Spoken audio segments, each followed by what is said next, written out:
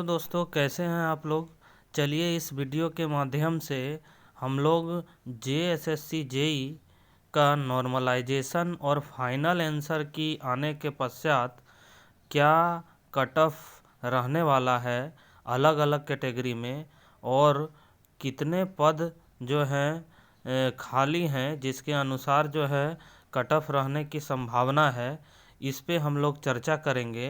और जो है समझेंगे कि कितना नंबर लाने के बाद जो है आपका संभावना जो है प्रबल है जेएसएससी जेई में होने की।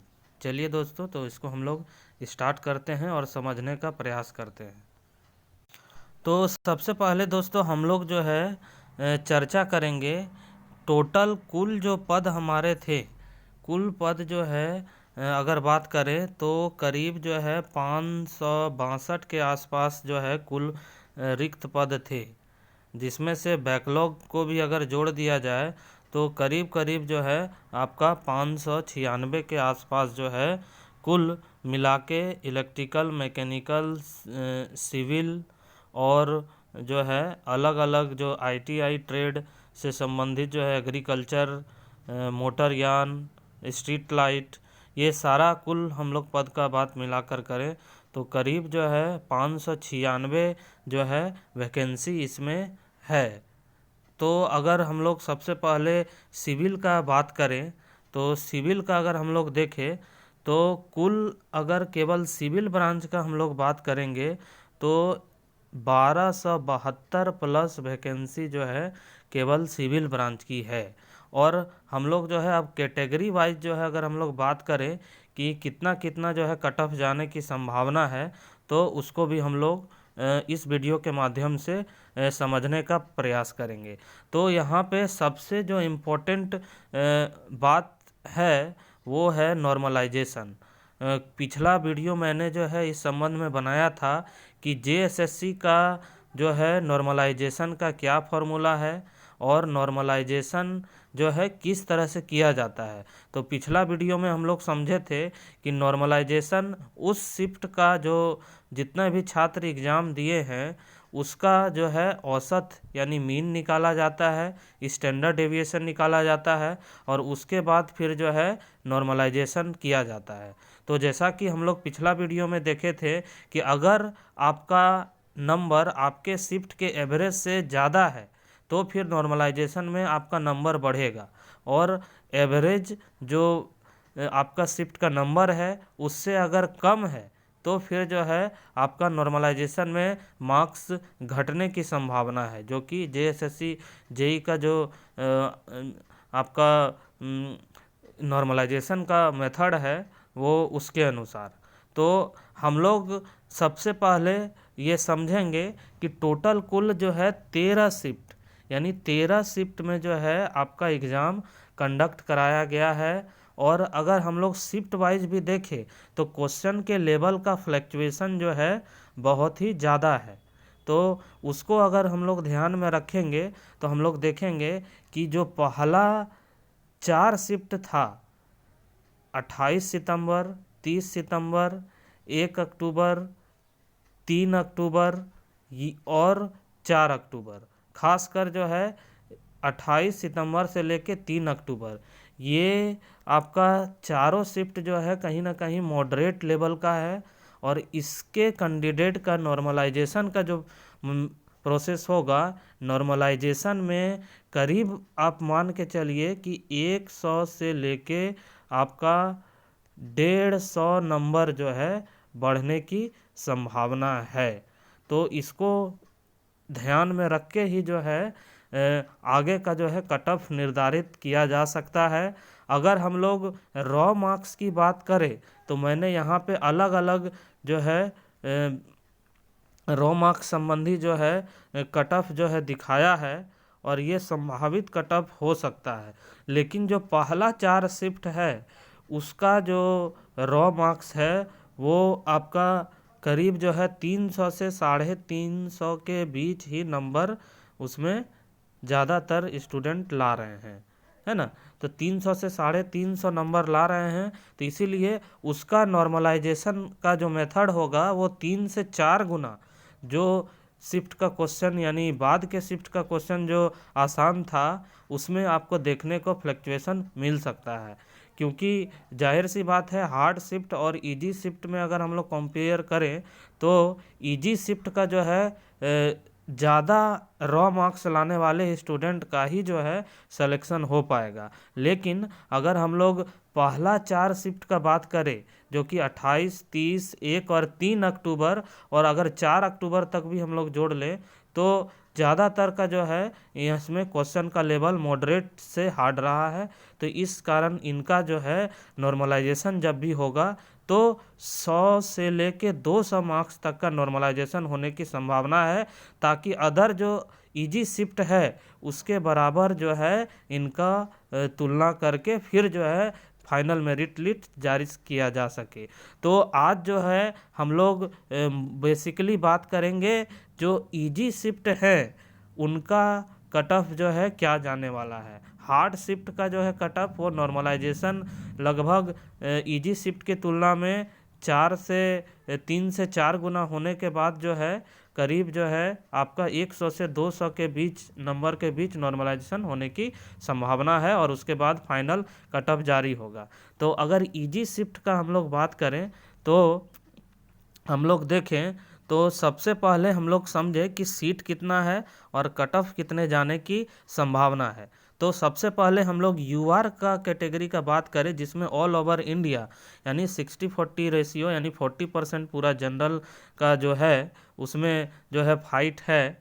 तो इसमें जो है कुल सीट अगर हम लोग सबसे पहले सिविल इंजीनियरिंग का बात कर रहे हैं तो सिविल इंजीनियरिंग का अगर देखें तो कुल जो है पद जनरल में 587 है, जिसमें से महिला कैंडिडेट की संख्या 29 है, जिसको हम लोग अगर माइनस करें तो 558 जो आपका पद है उसमें जो है आपका जनरल कैंडिडेट फाइट करेंगे। और जो कट ऑफ का जहाँ तक अगर हम लोग बात करें तो मैं जो है शुरू का जो 4 शिफ्ट है 4 तारीख तक का एग्ज़ाम वो हार्ड या मॉडरेट लेवल का शिफ्ट है, उसको छोड़ के जो आगे का जितना कैंडिडेट हैं बाद के जिसको एग्ज़ाम शिफ्ट इजी है उसके अनुसार अगर हम लोग देखें तो रॉ मार्क्स जो 55 से 65% के बीच यानी जो 60 के करीब हैं, ठीक है, उनका संभावना है कि जो है ज़्यादा संभावना है कि नॉर्मलाइजेशन के बाद जो है उसका सिलेक्शन हो जाएगा। तो जनरल का अगर मैं एवरेज कट ऑफ अगर मान के देखें तो 60 के करीब आना चाहिए, ऐसे मैंने इसको रेंज किया है 55 से 60 के बीच। लेकिन मेरा अनुमान यही लग रहा है जो अभी का सिचुएशन है, क्योंकि अभी जो है फाइनल आंसर की आया है हर शिफ्ट में जो है आपका देखा जाए तो 7 से 8 क्वेश्चन 10 क्वेश्चन ऐसे जो है बेनिफिट टू ऑल किए गए हैं। तो इससे जो है 1 से लेके 3% तक का इंक्रीजमेंट भी देखने को मिला है परसेंटेज में। तो इसको ध्यान में रखते हुए मैंने जो है कट ऑफ की संभावना जताया है यूआर में आपका 60 के आसपास जो रेंज रहेगा। अगर मिनिमम कट ऑफ जाएगा तो 55, मैक्सिमम जो है 65 तक भी जाने की संभावना है, लेकिन एवरेज में 60 बोलूँगा। और इसमें आप 3% का टॉलरेंस ले सकते हैं, इसमें जो है 60 से 63 भी हो सकता है या 57-58 भी।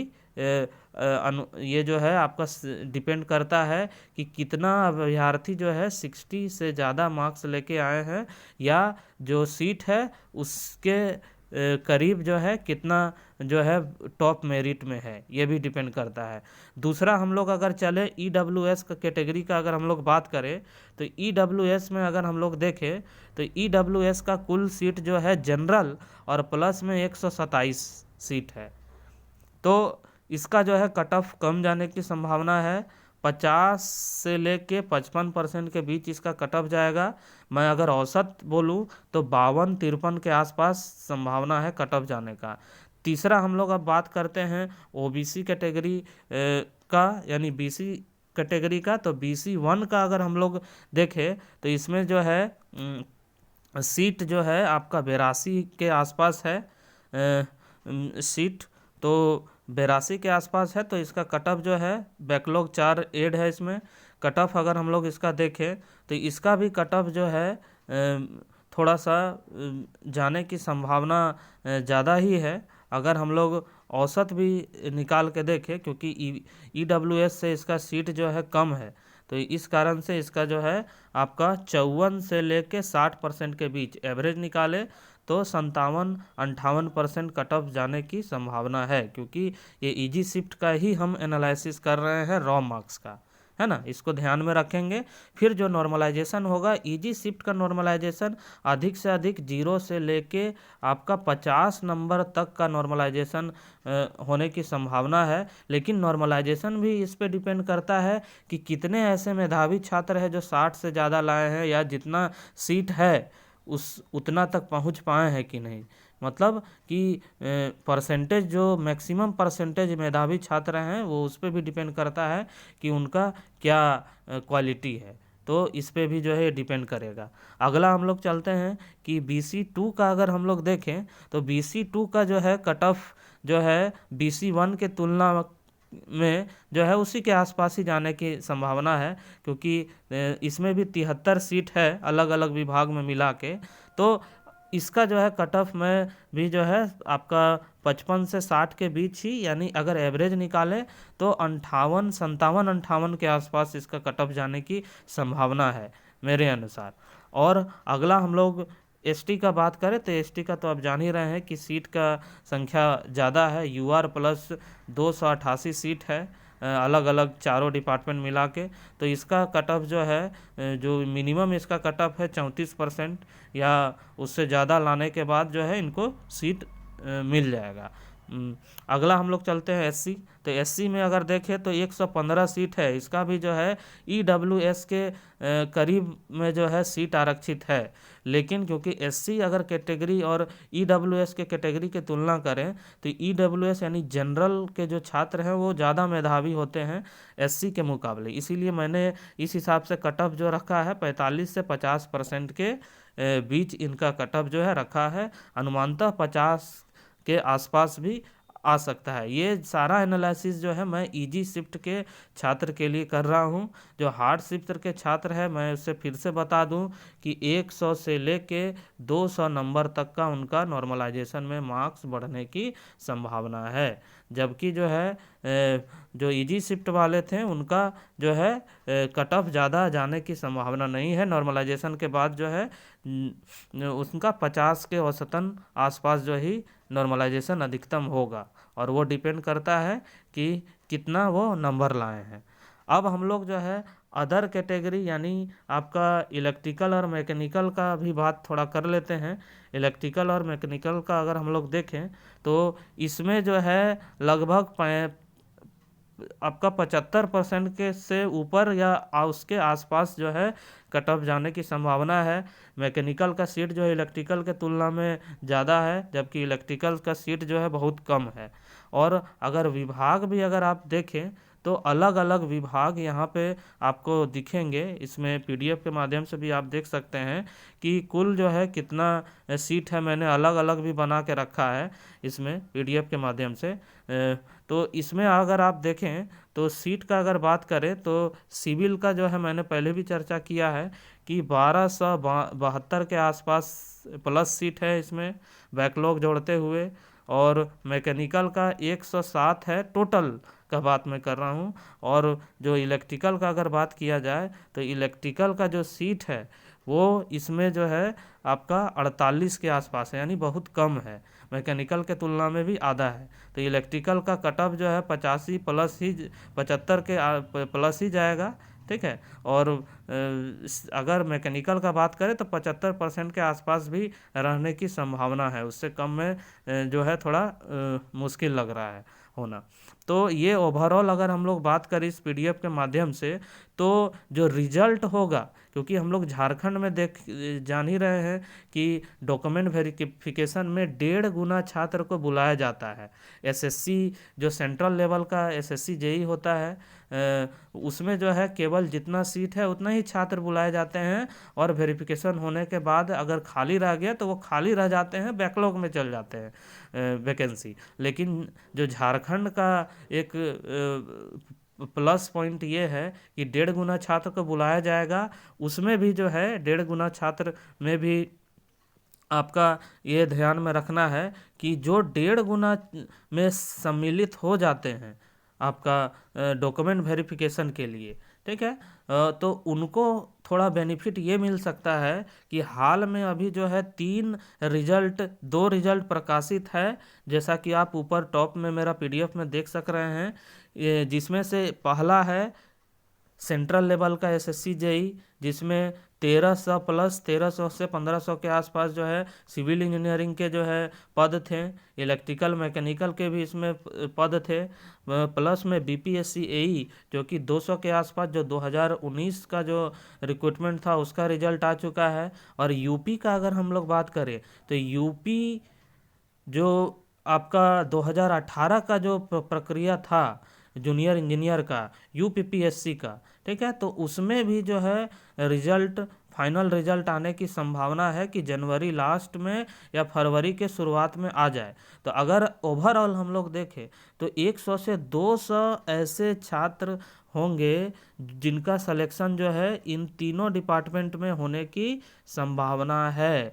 तो फाइनल जो डॉक्यूमेंट वेरिफिकेशन होगा उसमें जो है संभावना है 100 से लेके 200 छात्र जो है अनुपस्थित रहें। तो इस तरह से अगर हम लोग देखें 1.5 गुना अगर छात्रों की सूची में अगर कोई छात्र एसएससी जेई में शामिल हो जाता है तो उसका प्रबल संभावना है आगे जो है उनका सिलेक्शन हो जाए। तो इसको भी ध्यान में रखना है इन सारी चीज़ों को, और ये भी जो है फैक्टर आपका मायने रखेगा, क्योंकि मेधावी छात्र जो है 100 से 200 जो है इससे बेटर जो जॉब है या अपना जो स्टेट का या सेंट्रल लेवल का जॉब है उसकी ओर मूव करेंगे। तो ओवरऑल अगर हम लोग बात करें तो यही मेरा एनालिसिस है, जिसको आप ध्यान में रख के जो है समझ सकते हैं। टोटल जो है ये आपका जेएसएससी जेई का फाइनल कट ऑफ का संभावना है। और जो कि पहला 4 शिफ्ट है जिसमें जो है मॉडरेट से हार्ड क्वेश्चन पूछा गया है, उनके भी छात्र को जो है ज़्यादा नेगेटिव नहीं सोचना है, क्योंकि उनका जो है नॉर्मलाइजेशन जो है 100% श्योर है कि अच्छा खासा नॉर्मलाइजेशन होगा, 100 प्लस तो कंफर्म है उनका नंबर बढ़ेगा, ठीक है। तो ओवरऑल उनको जो है जो इजी शिफ्ट है उनके बराबर नॉर्मलाइजेशन करके लाया जाएगा उनके लेवल में, और फिर जो है ओवरऑल नॉर्मलाइजेशन जो है किया जाएगा, इसको ध्यान में रखा ही जाएगा नॉर्मलाइजेशन के दौरान।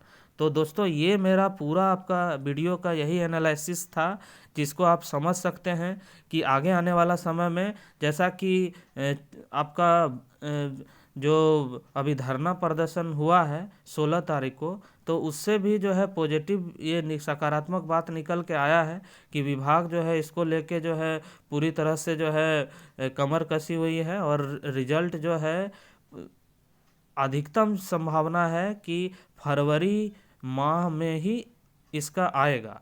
और फरवरी माह पूरा जो है डॉक्यूमेंट वेरिफिकेशन का भी काम होगा, और मार्च संभवतः मार्च तक ही या लोकसभा चुनाव से जस्ट पहले जो है इसका ज्वाइनिंग करा दिया जाएगा। तो ओवरऑल यही न्यूज़ है। तो मेरे आगे के अपडेट के लिए मेरे चैनल को यूट्यूब चैनल को फॉलो करें। जैसे ही नया कोई अपडेट इस संबंध में निकलता है तो मैं फिर से जो है वीडियो इस संबंध में बनाऊंगा। तो धन्यवाद दोस्तों, अधिक से अधिक दोस्तों तक इस वीडियो को पहुंचाएं ताकि वे जो है कंफर्म समझ सके कि जेएसएससी जेई में जो है कितना संभावना है उनका सिलेक्शन का, और आगे आने वाला समय में जो भी अपडेट रहेगा मैं उसको जो है आपके साथ शेयर करूंगा। धन्यवाद दोस्तों, वीडियो को शेयर, लाइक और सब्सक्राइब करें। धन्यवाद।